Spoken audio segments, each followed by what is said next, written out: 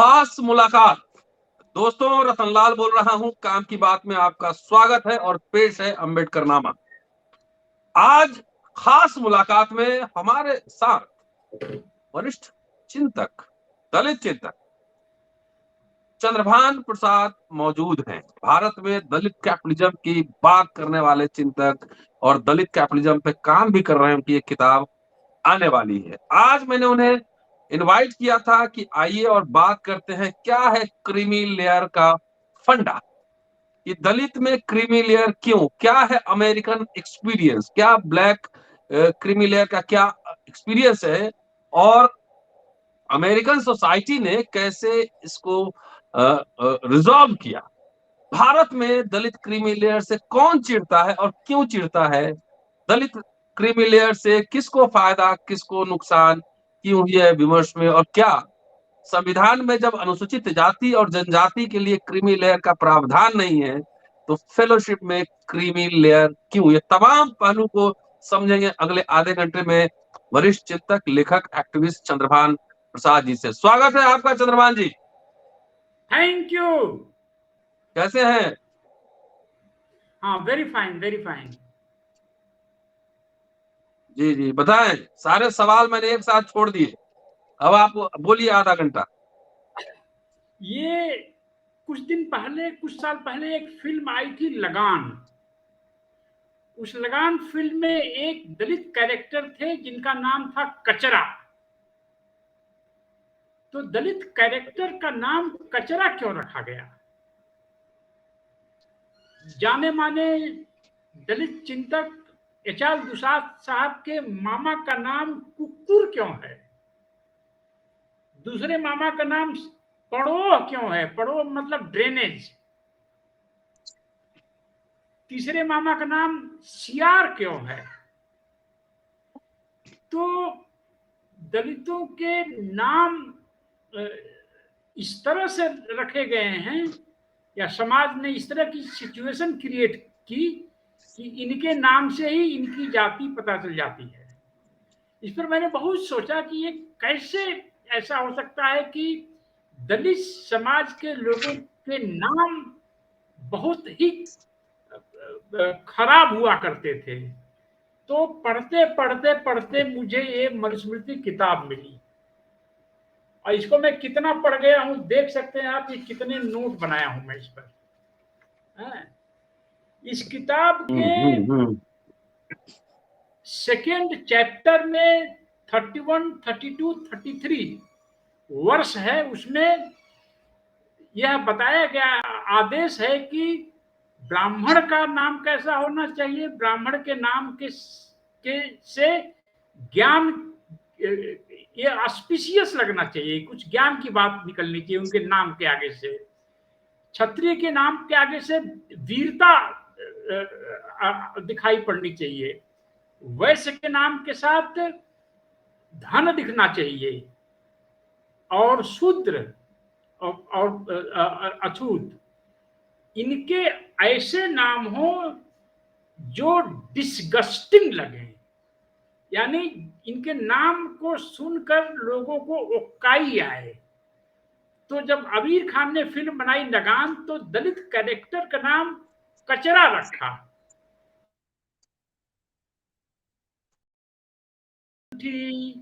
तनकू, मनकू, इस तरह से नाम है। मनुस्मृति का यह आदेश है, यानी कि दलित तो सुंदर कपड़े न पहन सकें, गहने का उपयोग न कर सकें, गधे और घोड़े ही इनके धन हो, यह तो है ही।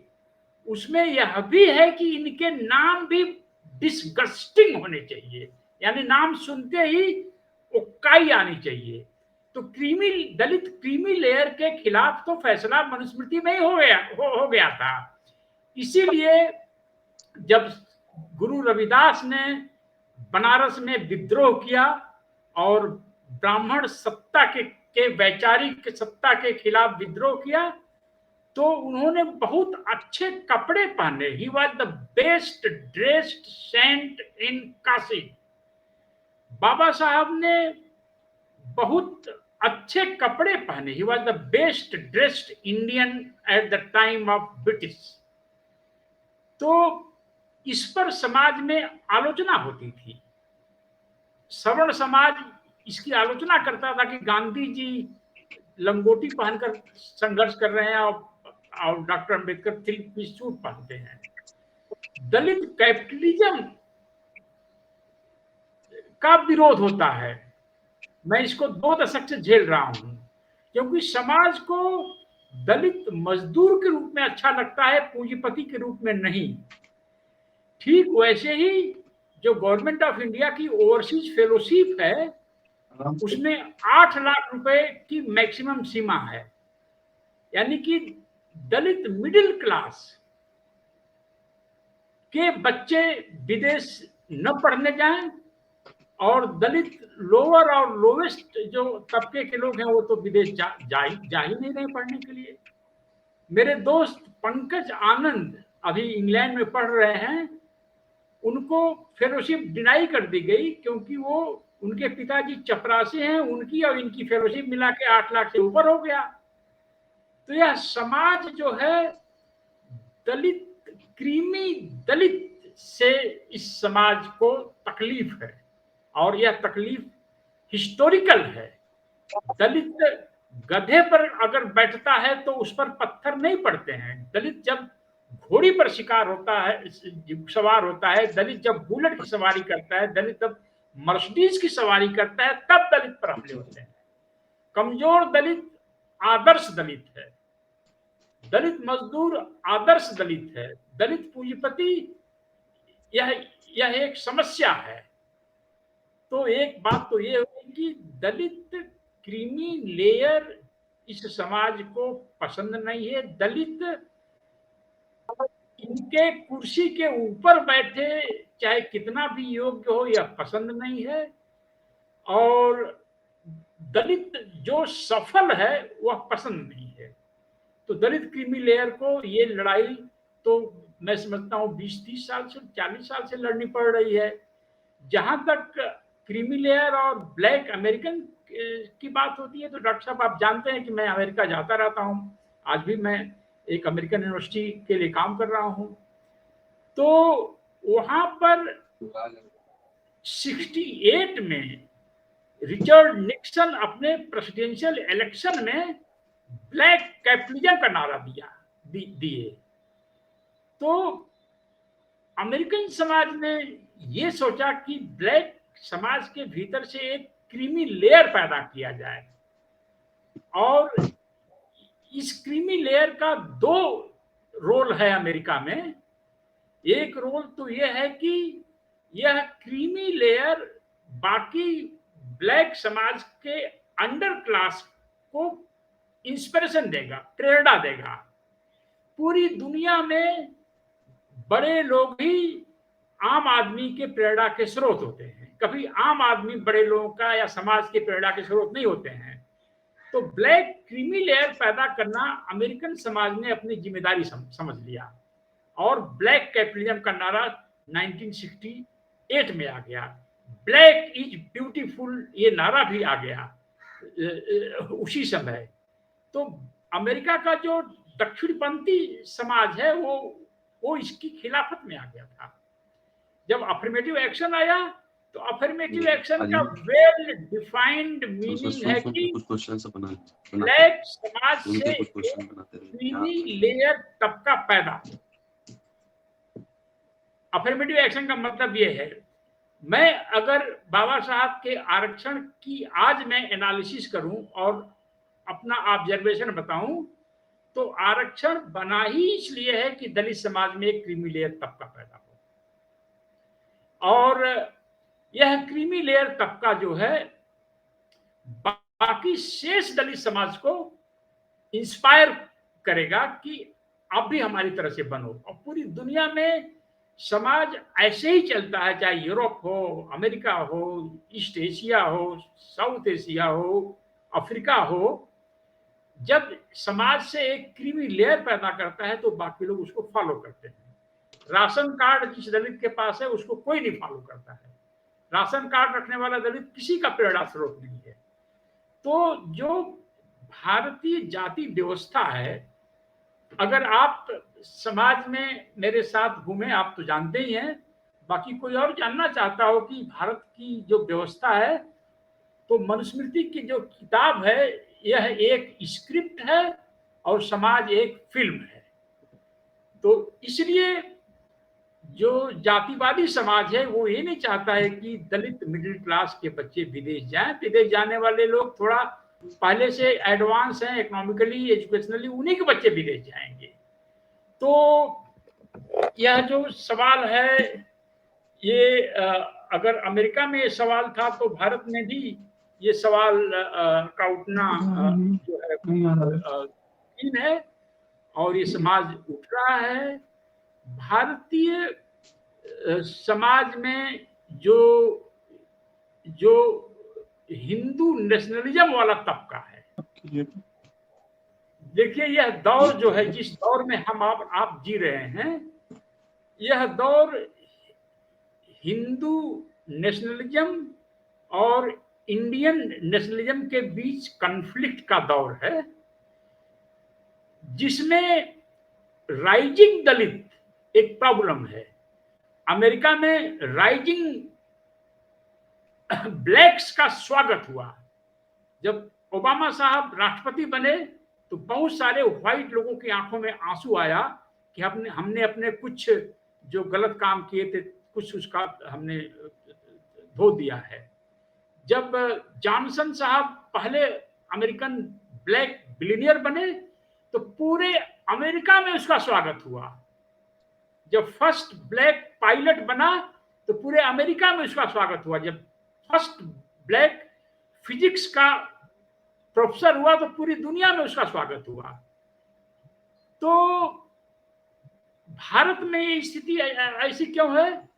क्योंकि अमेरिका में एक अमेरिकन रिपब्लिक है, एक अमेरिकन गणराज्य है, वहाँ लोकतंत्र है, वहाँ पर उन्होंने स्लेवरी पैदा की और स्लेवरी को खत्म किया। भारत में जो सवर्ण समाज है, वह उसको लगता है कि अगर दलित मिडिल क्लास को कम नहीं किया गया तो इनके बच्चे भी अब ट्यूशन सेंटर जान गए हैं, इनके बच्चों को भी अब कोचिंग के लिए पैसे, इनके बच्चे कोचिंग के लिए जा रहे हैं। दलित अब यूपीएससी भी टॉप कर रहे हैं, सीए का एग्जामिनेशन भी टॉप कर रहे हैं और हाई स्कूल इंटरमीडिएट भी टॉप कर रहे हैं। तो इनको लगता है कि एक जनरेशन बाद क्या होगा। मेरे सगे भतीजे डॉक्टर चंद्रा की डॉक्टर को 2 साल पहले इंग्लिश में 100 आउट ऑफ 100 मिला और सेकेंड जनरेशन लर्नर है। मेरी डॉक्टर को इंग्लिश में 99 आउट ऑफ 100 मिला। तो ये सवर्ण समाज डर सा गया है कि कैसे भी दलित क्रीमी लेयर को तोड़ा जाए। और जो बैंक बिक रहे हैं, पब्लिक सेक्टर कंपनीज बिक रही हैं, आपको मालूम ही होगा, अगर ONGC, Bharat petroleum, Hindustan petroleum, gas authority of India limited, Indian oil, इनमें अगर किसी दलित इंजीनियर की सर्विस 30 साल की है तो उनको 18,000 रुपए लगभग डेली मिलते हैं। तो इस दलित पैसे का दलित मिडिल क्लास ने अपने पैसे से एक नई फौज खड़ी की है, जिससे अब बच्चे कम से कम विदेश जाने का सपना तो देख रहे हैं। एक बॉम्बे की दलित लड़की है, वो एस्ट्रोफिजिक्स में पीएचडी करने जा रही है। हमारे परिवार में दलित लड़की है, she has join bank of America. तो उसकी नेक्स्ट जनरेशन कहाँ होगी आप देख लीजिए। तो इस तरह से एक राजस्थान के दलित हैं, हमारे साथ पढ़ते थे जेएनयू में, उनके 2 बेटे हैं, दोनों आईआईटीएन हैं, दोनों अमेरिका में फिजिक्स से पीएचडी कर रहे हैं और एक ने तो फिजिक्स में कोई बड़ी इन्वेंशन कर रखी है। तो हजारों एग्जाम्पल हैं जो दलित क्रीमी लेयर के बच्चों ने सारी बाधाओं को तोड़ा है। लंदन में दलित डेटा एनालिस्ट की एक यूनियन बनी हुई है, आप जानते हैं, आपके संपर्क में है। कैलिफोर्निया में दलित सॉफ्टवेयर इंजीनियर्स का एक एसोसिएशन बन चुका है। न्यूयॉर्क में बन चुका है। तो ये दलित जो है आईआईटी से निकले हैं, मेडिकल कॉलेजेस से निकले हैं, ये लोग जो है दुनिया में अपनी धूम मचा रहे हैं। ये डॉक्टर दीपांकर जो हैं खुर्जा वाले, he one of the most successful doctors in near Chicago। तो ये हिंदू राष्ट्र में दलित क्रीमी लेयर फिट नहीं बैठता है। हिंदू राष्ट्र में दलित सर्वहारा फिट बैठता है। हिंदू राष्ट्र में जो है वह दलित फिट बैठता है जिसके होठों पर कुछ क्या कहेंगे उसको, होठ जिसके फट जाते हैं, पपड़ी बैठी हुई हो, पपड़ी बैठी हुई हो, हाँ, आंखें उसकी अंदर घुसी हों, पसीने से वो लबालब हो। हिंदू राष्ट्र को ऐसे दलित की तलाश है। बाबा साहब अम्बेडकर ने एक ऐसा दलित मिडिल क्लास पैदा कर दिया है कि जो लोग बचपन में चूहों का शिकार करते थे, I was a very good rat Hunter in my childhood, और अब जॉर्ज मैसन यूनिवर्सिटी में अफिलिएटेड स्कॉलर हूं मैं। आप दिल्ली यूनिवर्सिटी में 10 करोड़ रुपए की प्रॉपर्टी पर बंगला अपने के बंगले में आप रह रहे हैं। तो यह हिंदू राष्ट्र से ये मैच नहीं करता है। अच्छा। और हाँ, दलित मिडिल क्लास को मैं यह कहना चाहूंगा कि आप अपनी नेक्स्ट पीढ़ी, 2 बच्चे हैं तो एक को तो जरूर अमेरिका इंग्लैंड में भेजिए, क्योंकि भारत में हम लोग दलित समाज के लोग अपनी लड़ाई हार रहे हैं या हार गए।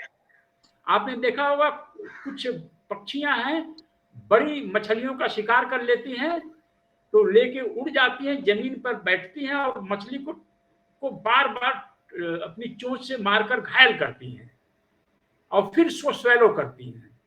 तो जो भारतीय रिपब्लिक है, इंडियन नेशन, जिसको अंबेडकर ने बनाया है, नेहरू ने बनाया है, पटेल ने बनाया है, बाबू जगजीवन राम ने बनाया है, तो इस रिपब्लिक को हिंदू राष्ट्र एक साथ घोट नहीं पा रहा है।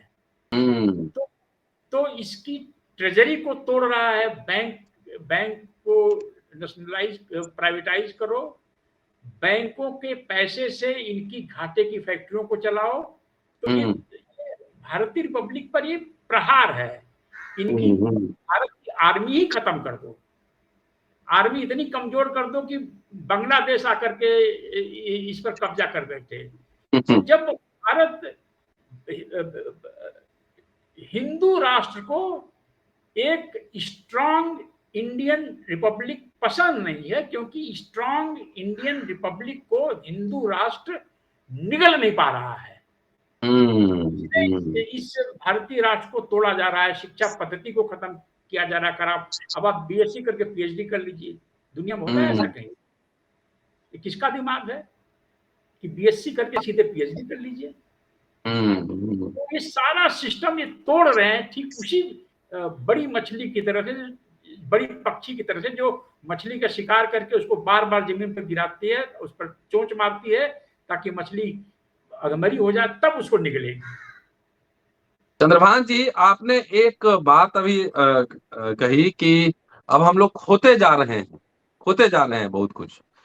तो मेरा एक सवाल है कि डॉक्टर अंबेडकर जिस समय थे, अमूमन अकेले लड़के इतना बड़ा मतलब अधिकार सब लोगों को दिया, उनकी वजह से इतना बड़ा मिडिल क्लास खड़ा हुआ।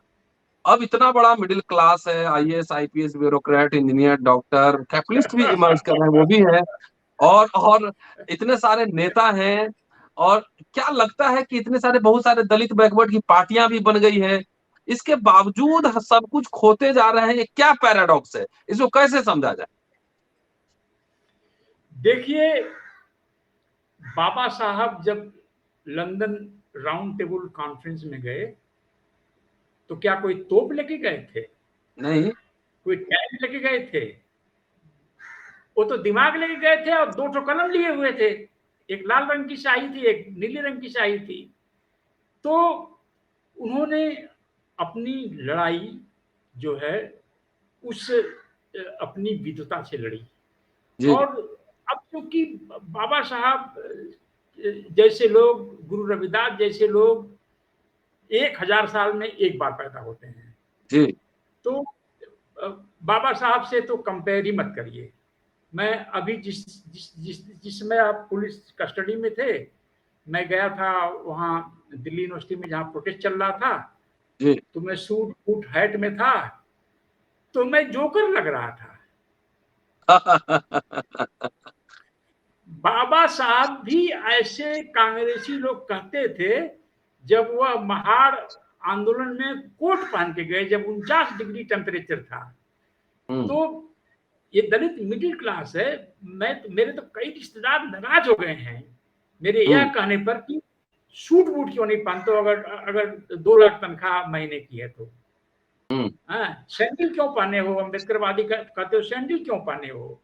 तो दलित मिडिल क्लास ने बाबा साहब के कपड़ों को भी स्वीकार नहीं किया है, उनके ड्रेस कोड को स्वीकार नहीं किया है, उनकी इंग्लिश को स्वीकार नहीं किया है। आपका बेटा सेंट स्टीफन में पढ़ता है, मेरी जी। बेटी विदेश पढ़ती है।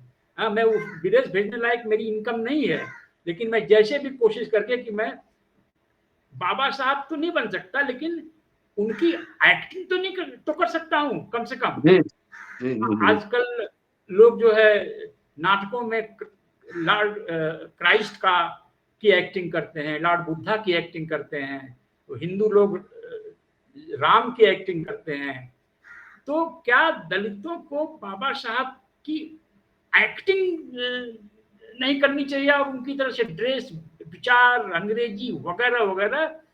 तो अब दलित लड़ाई लंदन, न्यूयॉर्क, शिकागो, वैंकूवर की सड़कों पर लड़ी जाएगी। भारत की लड़ाई हार चुके हैं, सब कुछ खत्म हो जाएगा।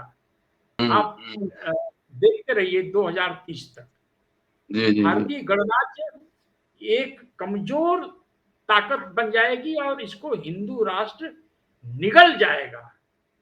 तो ये बात मैं कहना चाहता हूँ। आपने एक और सवाल शायद किया था कि कहीं गरीब दलित तो हम लोगों के इस डिबेट से गायब तो नहीं हो जाएंगे, दलित क्यों मिले के चक्कर में आपसे बात हो रही थी। तो जी।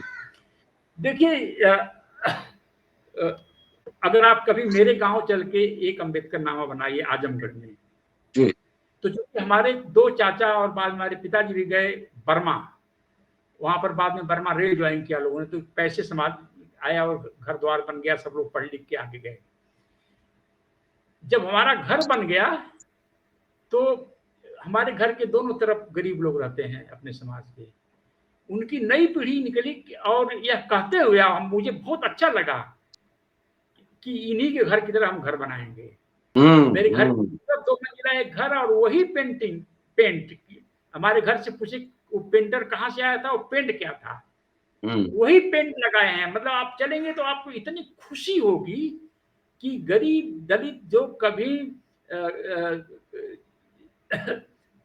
रोटी चटनी, आपको यह भी मालूम होना चाहिए हमारे गांव में कभी कभी कुछ परिवार ऐसे थे कि रोटी को नमक पानी में डुबो करके तोड़ तोड़ करके खा लेते थे। हरी मिर्च, लाल मिर्च और अचार एक लग्जरी थी। घर घर में बच्चे बच्चे चूहे के शिकार करते थे, मछली के शिकार करते थे, लेडीज कछाड़ मार करके धान रोपती थी।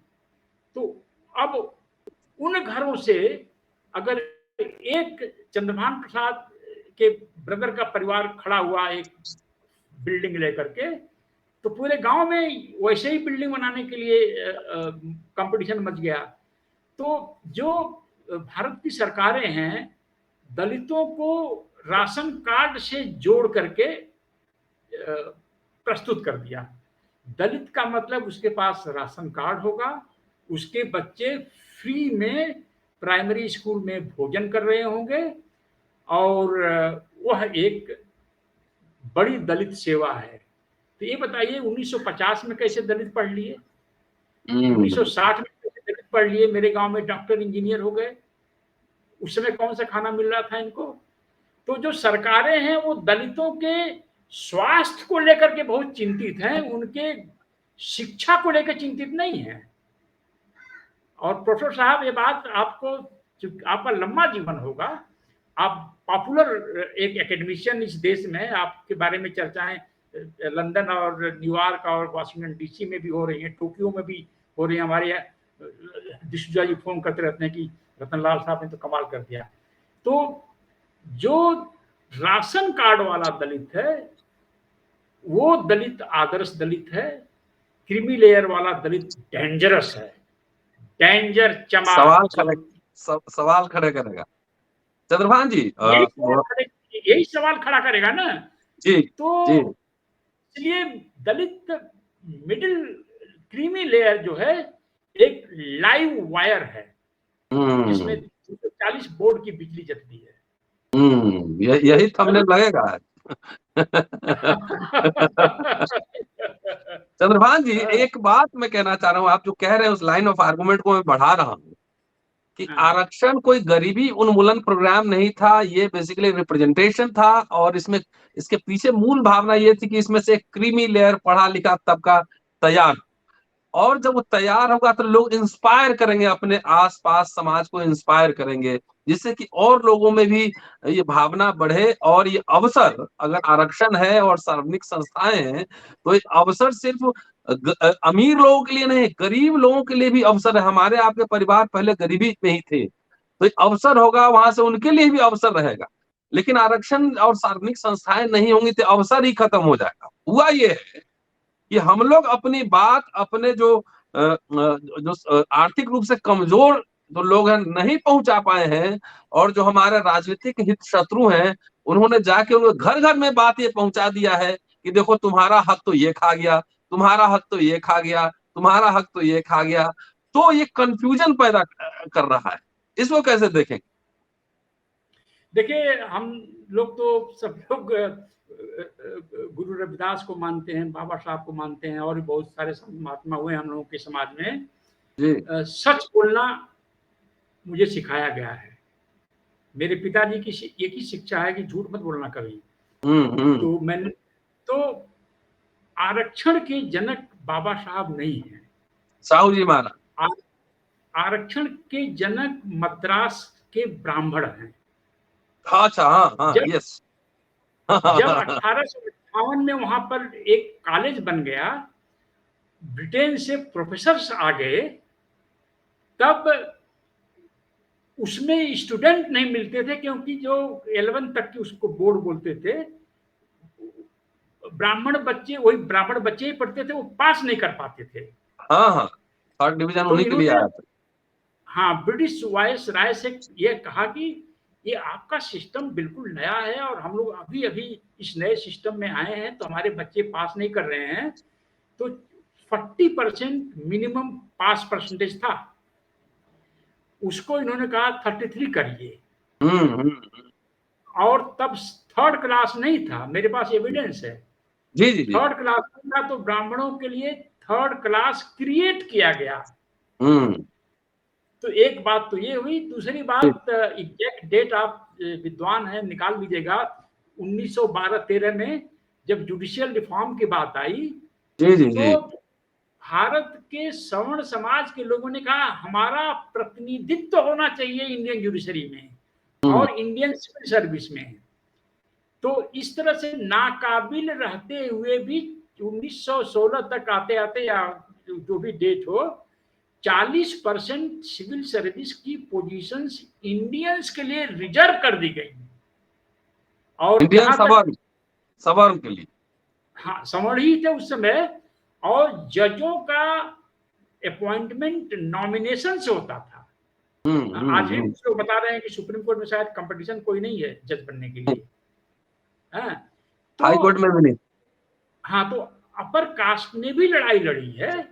और जहां तक मुझे याद है, दलितों ने कभी यह लड़ाई नहीं लड़ी है कि फोर्थ क्लास एक जोड़ दिया जाए, जैसे उन्होंने हाँ, थर्ड क्लास जोड़ा है अपने लिए। मैंने एक हाँ, लेख लिखा है इस पे। अच्छा। एक लेख काफी पहले लिखा है, गूगल ने उसको डिलीट कर दिया। हाँ, इस पे लिखा था मैंने आंकड़ा तो देते हुए जी। तो इन लोगों ने एग्जामिनेशन नहीं, नॉमिनेशन चाहिए कि डिमांड 1916 में कर दी। जी। रिप्रेजेंटेशन की बात 1913 से शुरू हो गई। 40% सिविल सर्विस में इनको अधिकार मिल गए सिलेक्शन के। तो क्या उस समय के सवर्ण, गरीब सवर्ण जज बन रहे थे? हम्म। क्या गरीब सवर्ण सिविल सर्विस में आईएएस बन रहे थे? तो हम्म। हमें लगता है कि कुछ सवर्ण समाज के लोगों को अपनी आत्मकथाएं लिखनी चाहिए और हम्म। यह बताना चाहिए कि किस तरह से घर घर में सवर्ण समाज के बच्चों को ये बताया जाता है कि उनकी जो आज पोजीशन है, अगर पिता चपरासी रह गए तो वो बोलते हैं मैं चपरासी रह गया, क्लर्क रह गया, आईएएस नहीं बना, बिकॉज ऑफ दलित्स। हम्म। और 80% लेके हम बेरोजगार हैं, 40% लेके वो कलेक्टर हैं। यह बात बच्चों को बताई जाती है उन पेरेंट्स द्वारा जो खुद 60% नंबर कभी नहीं लाए। अपनी असफलता के लिए दलितों पर वो दोष देते हैं। तो कुछ अपर कास्ट के लोगों को यह आत्मकथा लिख करके बतानी चाहिए कि किस तरह से उनको पहला, सवर्ण समाज में पहला लेसन है कि बच्चा अगर कोई झंझट आए तो तुरंत मुकर जाना। रतनलाल से 50,000 लिया है, रतनलाल याद दिलाए तो बोला पता नहीं कब दिया आपने, हमने तो कभी नहीं लिया। तो झूठ बोलना सिखाया जाता है। और दूसरी स्टेज यह है कि अपनी सफलताओं के लिए आरक्षण को दोषी बनाया सिखाया जाता है।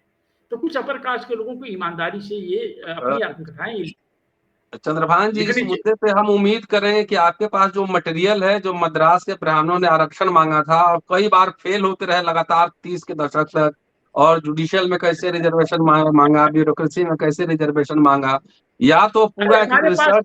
हमारे पास तो डॉक्यूमेंट है जिसमें ब्रिटिश जो एजुकेशन सेक्रेटरी फजीरा कॉपी एनुअल हमारे रिपोर्ट पास है कि ये एनुअल दिन। रिपोर्ट भी एनुअल रिपोर्ट भी पब्लिश हुआ हाँ, था। यस यस यस यस उसमें यस आंकड़े यस। हैं। आप या तो उस पे पूरा लंबा लेख लिखिए, या मटेरियल मुझे प्रोवाइड कीजिए, मैं पढ़ पढ़ के अम्बेडकर नामा पे एपिसोड बना दूंगा। जरूर करूंगा। हाँ, ये या तो आप एक मेरे पढ़ पास पढ़ के, चंद्रभान जी, या तो आप पढ़ पढ़ हाँ के हाँ आइए, एक एक बिंदु पे हम लोग अम्बेडकर नामा पे डिस्कस कर लेते हैं कि कब कब ब्राह्मणों ने आरक्षण हाँ मांगा। हाँ, तो हाँ, लोगों को बिल्कुल भ्रांत, बिल्कुल बिल्कुल। वो अपनी आत्मकथाएं नहीं लिखेंगे, अपने पुरखों की आत्मकथाएं नहीं लिखेंगे, हमें ही याद दिलवाना होगा उनको। हाँ बिल्कुल, मेरे पास तो एक रिकॉर्ड है, इधर रखा है टेबल के नीचे, कि उसमें ब्रिटिश सेक्रेटरी कह रहा है कि अगर कल वेस्ट बंगाल प्रेसिडेंसी में इंग्लिश में पास मार्क को 40% से घटा के 33 नहीं किया गया होता तो आधे बच्चे फेल हो जाते। हम्म। तो अंबेडकर नामा देखिए, हमने बहुत पहले आपसे आपके प्लेटफॉर्म पर भी कहा है, अब यह लड़ाई माइंड गेम की है। हम्म। बाबा साहब हमेशा माइंड गेम का इस्तेमाल किया है इन लोगों के खिलाफ। हम्म। हम लोग जो वोट के माध्यम से इनसे लड़ना चाहते थे। हम्म। हाँ, वोट एक बहुत बड़ा अधिकार है, हम्म। फंडामेंटल अधिकार है, लेकिन वो लड़ाई तो हम हार चुके हैं। हम्म। हमारे जनरल्स एंड कर्नल्स जो पार्लियामेंट में है वो उस पार्टी में जाके मिल गए हैं, एनिमी हम्म। पार्टी में मिल गए हैं जाकर के। तो वो तो गया। और ब्यूरोक्रेट हमारे बेचारे क्या करेंगे? रिटायर गवर्नमेंट के समय में कुछ बोलेंगे सर्विस में तो उन पर एक्शन हो जाएगा, रिटायरमेंट के बाद फिर जो है वो क्या कहेंगे? तो चलिए ये साहब, ऐसा है, आप वीकली एक शो कीजिए अम्बेडकरनामा पे, चंद्रभान की बात। वीकली मैं शो पहले कीजिए आप। ये देखिए, ये मनुस्मृति पर आप एक शो करिए। हाँ, ठीक आप है देखिए मैंने कितनी गहराई से इसको पढ़ा है। हाँ, जी। 3 बार 4 बार। मालूम है मनुस्मृति में क्या लिखा है? जहां जहां भी अनटचेबल है उसके आगे ब्रैकेट में लिखा है फियर्स। यानी बहुत खतरनाक, जहां जहां भी अछूत लिखा है। और एक जगह ये लिखा है, बता दूं मैं आपको, कि यदि कहीं धन गड़ा हुआ पाया गया तो वह दो जगह बटेगा, द्विज में और राजा में। राजा में। ये दो जगह धन बटेगा और दलित का धन छीन लिया जाएगा। तो और ये मनुस्मृति कैसे काम करती है, मैं पिछले 6 महीने में तमाम अपर कास्ट गांव में रातें बिताई हैं कि जो मनुस्मृति में लिखा हुआ है इनके घर वो होता है क्या। तो इस पर एक शो करिए अगले ठीक है, इस पे करते हैं अगले हफ्ते, चंद्रभान की बात मनुस्मृति के साथ। ठीक है। यस, और जैसे कि कीड़ा होता है ना, हमारे गांव में कीड़ा होता है, सांप। हाँ। और जो सांप कई लोगों को काट लेता है, लोग मर जाते हैं। जी जी। तो सांप की पूंछ पर कोई नहीं लाठी मारता है। हाँ। कपार पर। माथे पे। तो हाँ, तो हिंदू राष्ट्र के जो योद्धा हैं उनके कपार के अंदर गोबर के अलावा अगर कोई दिमाग है तो उस पर हमले करने हैं हमें। हाँ। और इतना शर्मिंदा करना है, इतना रिकॉर्ड हम लोगों के पास है, इतना शर्मिंदा कर देना है कि अपर कास्ट कहने में इनको शर्म लगने लगे। ठीक है, इसमें आपको पूरा सीरीज हम चलाते हैं अम्बेडकरनामा पर, और वीकली एक जो है चंद्रभान की बात अम्बेडकरनामा के साथ। यस, और ये नई लड़ाई है और इनके दिमाग को पूछ पूछ के भोथरा बना देना है, इसके पहले ये भारतीय गणराज्य को निगल। ठीक है, शुक्रिया सर, और थैंक यू, मजा आया। और दोस्तों, चंद्रभान प्रसाद है और बहुत ही फायर ब्रांड स्पीकर है, ऑथर है, राइटर है, बोलते हैं निर्भीक, निडर होकर बोलते हैं और लिखते हैं। पूरा वीडियो सुनिए और शेयर करते रहिएगा। अगले हफ्ते से एक एपिसोड वीकली चंद्रभान की बात अम्बेडकरनामा के साथ इसी टाइटल से एकदम शुरू करने जाना है। शुक्रिया सर, और दोस्तों पूरा वीडियो देखिए और शेयर करते रहिए। जय भीम।